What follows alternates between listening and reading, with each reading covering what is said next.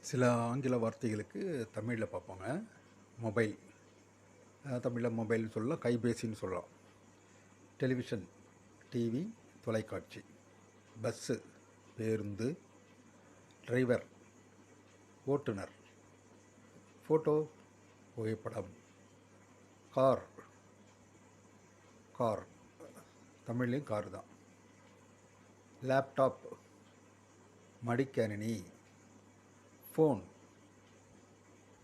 தொலைபேசி.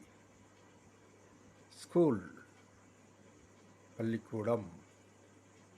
கம்ப்யூட்டர், கணினி.